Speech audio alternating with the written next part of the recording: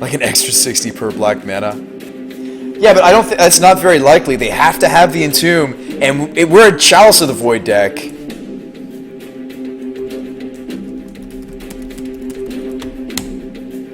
Like, that deck was a Chalice of the Void variant. Let me show you all the rest of the targets. One Ashen Rider was awesome tonight. We exiled a Caracas, and then proceeded to win. We also exiled a Jace with it tonight. So the targets so far with this have been Jace and Caracas. I like this deck very much. We might play it again despite what happened. I was unfazed. So this is a stack. This is its own thing because these are just so flexible. I like them to get their own pile. Cantrips. You could include the Gataxian probes or you could include them in the mana base. It's up to you. Reanimate, Entomb, and Exhume get their own pile. They're kind of focused. This is kind of just the typical Reanimator package. 3 therapies get their own pile. You could argue that Probe and Therapy are kind of one package together, but if you know what you're doing, you don't need to have the Probe to successfully Therapy.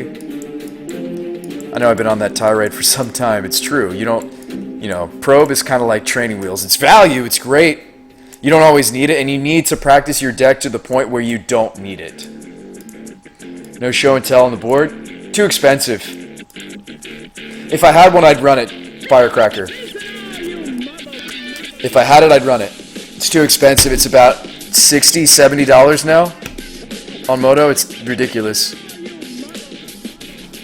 No, the games we won, we were just we grinded out Miracles the first game. I just kept reanimating. He couldn't handle it. I reanimated Ashen Rider twice, and then I reanimated an Iona, and it was over. But we cast many more reanimate spells before those 2 Unburial Rites or flashbacks of Unburial Rites won the game. We probably reanimated about 6 or 7 times that first game against Miracles before we beat him. We reanimated a lot that first game. I'm actually going to go back and watch that probably, and just so I can tell you guys how many times we reanimated. It was disgusting. It was many times. We reanimated many times. Legacy Bomberman? Yes, Carmadillo. I'll give you a snapshot, friend, and then I'm probably going to bed.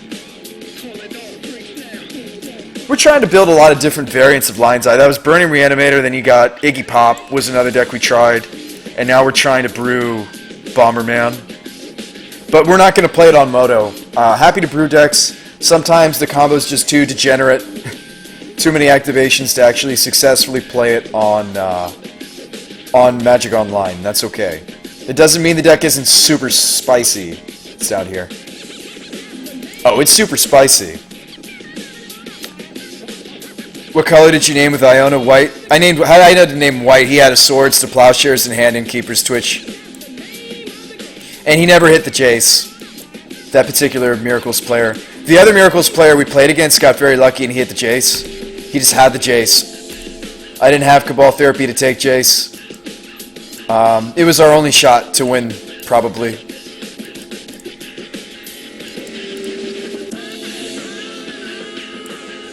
Lion's Eye isn't really part of the mana base. Lotus Petal and Mox Opal are, as is Chrome Mox.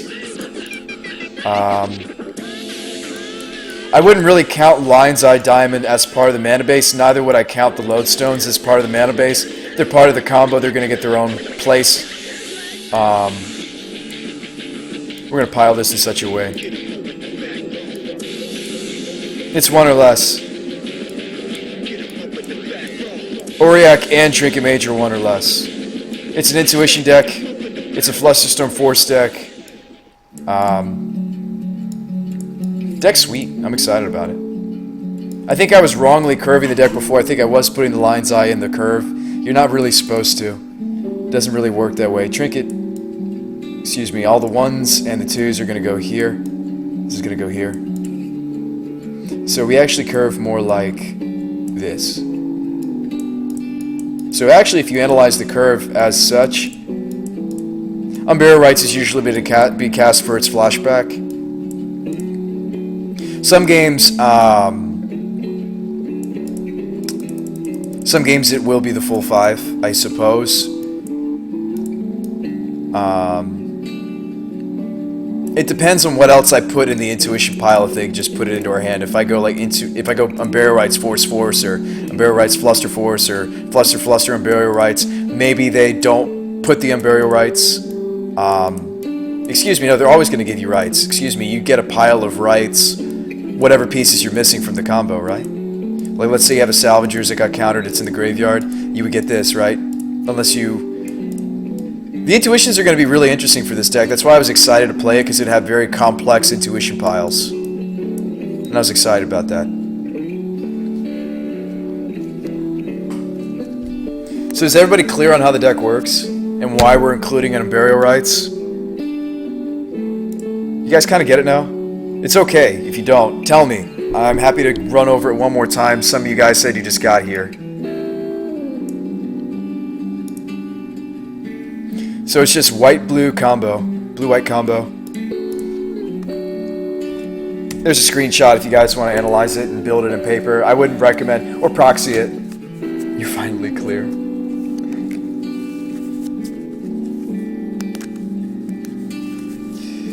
Give it a shot, Carmadillo, and definitely proxy it before you buy into it. I would feel really guilty if you bought into it and it doesn't work for you or doesn't do what you want it to do.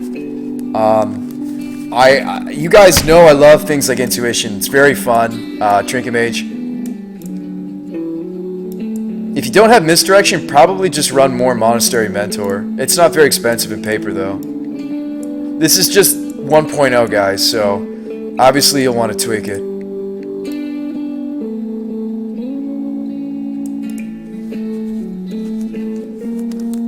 Unburial is for intuition only. Oh, AJ, it's so you're kind of running a little more Auric in the deck. It's so, let's say your Auric gets countered, or you intuition for a pile of Auric, Unburial, and which piece you're missing. Let's say you didn't draw the Bauble, or let's say you didn't draw the Lion's Eye. We can intuition into this and get the rest of the combo pieces. He'll likely give us the Lions or the Unburial. Actually, I would give me Unburial and bin these two, and then of course he's challenging us to reanimate the Auric to go off. And this is in theory that you already have the Lodestone. You bought into the janky Artificers. Oh, this one, Carmadillo, you bought into Greg Hatch's deck, the Gregory Hatch. It's actually technically not his. He's just the one who piloted it. I think he said somebody else was building it, but it's always referred to as the Greg Hatch. You're talking about Brood Awakening, aren't you, Carmadillo? You're talking about this one. This is also something else I probably won't play on Moto. We didn't buy into it because I would need a lot of practice with this. And in paper, you know, yes, there's a lot of motions you have to go through. The nice thing about the Bomberman deck, Carmadillo, is once you have the combo, you can say to your opponent, no, East Glen, we're done for the night. I'm not getting into another daily. I got to wake up for my family's party. And I promised I'd get to sleep at a reasonable hour. I got to wake up at like before PM. I got to wake up at like noon. So right now I'm already getting a little less sleep than I'd like. You're talking about this deck though, Carmadillo, I'm pretty sure. This is the Artificer's Intuition deck. Let me curve it so it might look a little more familiar to you guys. Those are the 2s, these are the 1s, these are the 0s, these are the lands. It's a very cool deck. If you guys don't understand how this deck works, I'm not going to explain it to you because Greg does a much better job.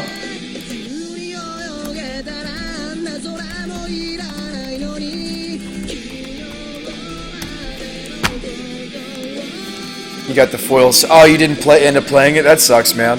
I'm sorry, Carmadillo. Well, the cool thing about the other deck I was showing you, the advantage to the brew that I just generated, and please, if you do play it, Carmadillo, let people know that it was an Abrams special deck. I can't stress that enough. You guys are always welcome to play my decks, but if somebody asks, you know, like if somebody asks, tell them where it came from. You know, that's just common courtesy, right? So we're not actually going to watch this again, but I am going to link this to you guys. We did just watch this last stream. If you want to learn how this deck here works, I'll give you the list screenshot and I'll give you the deck tech itself. This is the actual list, card for card, nearly, I think. This might be his exact list. I think we just took Greg Hatch's list that he took to the tournament. But in a nutshell, what the deck does is it uses Helm of Awakening to make the spells free, and then it uses a loop with Salvage Titan getting back, excuse me, using Salvage Titan as an engine for the Artificer's Intuition, because you keep putting it back into your hand to get more Artificer's Intuition activations, and then you, the key card in this deck is the Lion's Eye. Again, it's Lion's Eye deck. So you float 3 blue off the Lion's Eye, the Salvage goes to the graveyard, and as long as you bend 3 artifacts, you put the Salvage Titan back into your hand, and then you spend another blue to go get another Lion's Eye, and then you keep doing that. Excuse me, you go Lion's Eye, and then you do 3 crackable eggs, like Chromatic Star, Conjurer's Bubble. And then that allows you to draw cards, because it's free. Locket of Yesterdays also can do that. Spells you cast cost 1 less for each card with the same name. So this can also do what the Helm of Awakening does. So the deck doesn't go off unless you have, honestly, Locket or Helm.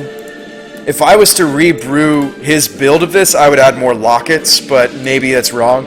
I mean, Greg messed with this deck longer than I did, you know.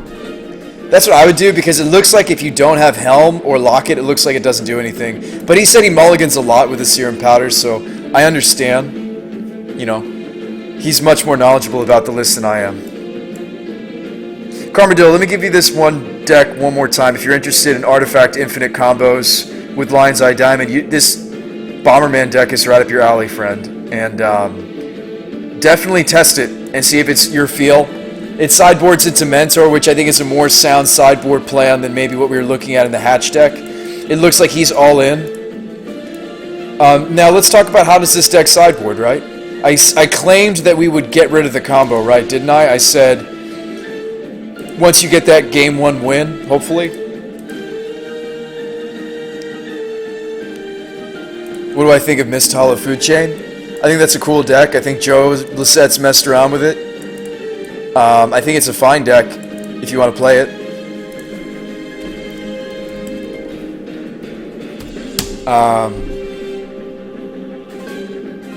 Does that deck normally run Serum Powder? Really? I guess because you can exile Mist Hollow Griffins with it. And then you get to recast them. That makes sense. I understand. I don't know if the 2 of Chromox is correct, by the way, Carmadillo. It just felt like it needed more mana sources to go off quicker. That's why I put them in. In all honesty, you could probably go budget and not run Transmute. You know what? You could probably just run the other thing. The only disadvantage is they won't turn into lodestones if you run out of gas.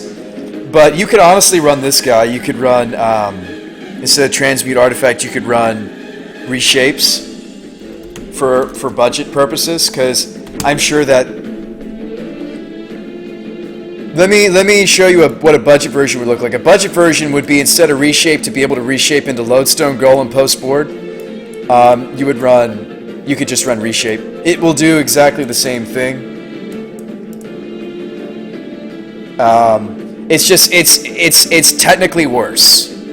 But it will do nearly the same thing outside of Lodestone. Well, Jakerson, you guys started asking me good questions. You guys know I love when I get to ask good questions. We put the Lion's Eye in the wrong pile. Lion's Eye doesn't help you get the combo out. It is the combo. If that makes sense. Intuition is here.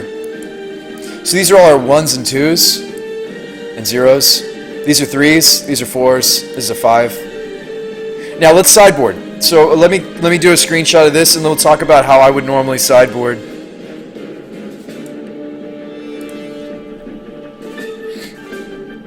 So game 1, we're all in on the combo. Game 2, I don't want to be on the combo anymore. I don't even want to be a graveyard deck anymore. So we're going to take out these pieces. We're going to take out these pieces. Okay, so the problem, that's 13, right? So you're like siding the whole deck out, and then you take out the reshapes. Holy crap, that works. Wow, it's exactly 15. Wow, that is fantastic. I love it when you can just do that. It was exactly 15. 3 other swords come in. 3 Monastery Mentors. 1 engineered explosives, 3 lodestone golems as the new 4-drop, 3 meddling mages, a misdirection to help supplement the force plan, and